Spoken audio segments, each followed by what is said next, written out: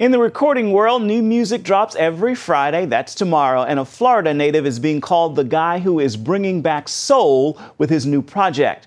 Royce Lovett is an up-and-coming singer and songwriter who recently signed with the legendary Motown label, but only after months of serious prayer. He sat down with us in Studio 5 for a sample of Write It on the Wall.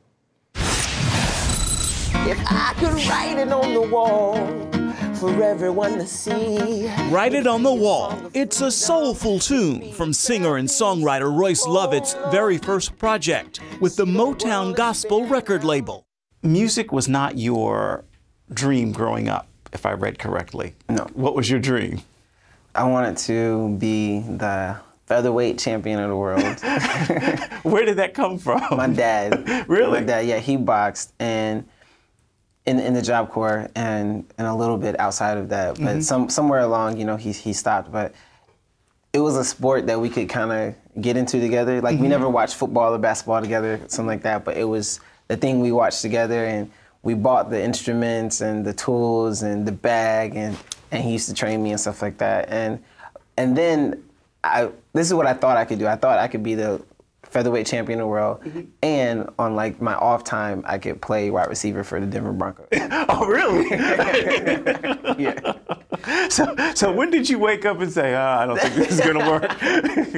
Well, it actually happened when I gave my life to Christ. It was at a convention called Acquire the Fire. When I got back, I was just like, you know, God, what should I do? And there's a few times in my life where I clearly heard God, and he said, do what you know. And at that time, what I knew the most of was music, because my mother was a worship leader at church. I was singing and dancing everywhere. You know, I was at church 4 days out of the week. Yeah, it was like 4 days out of the week, and at every practice, every prayer meeting. So what I knew the most of was music.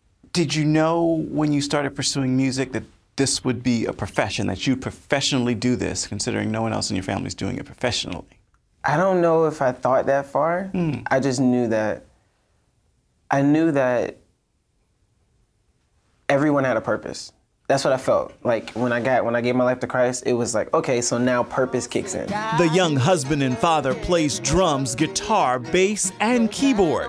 And he recorded 5 independent projects before signing a record deal. This has been a really awesome experience, like from each one, like learning yourself, and then to go back, because I actually go back and listen to some of those things. You do? Yeah. Okay, I don't know if I would do that, but okay. I'm hoping I'm maturing. I think I'd be afraid to look back and go, boy, oh boy. Yeah, to look back and be like, oh man, like, okay, I know what I was thinking there. Now I can actually do that, you know? Or like, gotcha. Oh, I actually like this part of this song. Maybe I can like keep a piece of this, and, you know, so it's a real cool experience. How would you describe your sound today? I would say, well, it's been coined cerebral soul. I was playing in a park one day, and someone walked up, and we started jamming together, and he was like, bro, like your music is cerebral soul because it's soulful, but it makes you think. And I was like, oh, I like that, that's cool. So that's kind of followed me. I haven't been telling everybody that, but it's kind of followed me somehow. But I would like to call my music, you know, like soul pop, soul hip hop, because I think that nowadays there's no like divide in music anymore. Like everybody's singing, everybody wants to rap, everybody's playing an instrument. Like everybody is a fan of folk and a fan of soul and a fan, you know, when I was coming up, it was like, you're young and you're black, so you only listen to hip hop. Yeah. When I was coming up, but now it's different. So I like to let my personality kind of shape the music. So if it sounds a little soulful, it's because that's how I was feeling that day. If it sounds a little more popish, if it sounds a little bit more hip hop, but I like to kind of make those parts of my personality just kind of mix in together. So I'ma write it on the wall, I'ma write it on the wall, for the world to see, I'ma write it on the wall. Royce is most excited about this new chapter in his music career, but only because it's a fruit of his obedience to the voice of God. When God told me to only do music, when he told me to quit my job, when he told me to get married, when he told me to do these things, it's all worked out. And so when I first got, the opportunity to meet everyone at Motown and, talk to them at Motown Gospel and stuff, it was really surreal. It was like, wow, it's, I'm talking to these guys. I didn't actually know I was going to be here. I'm just, trying to follow what I believe God is telling me.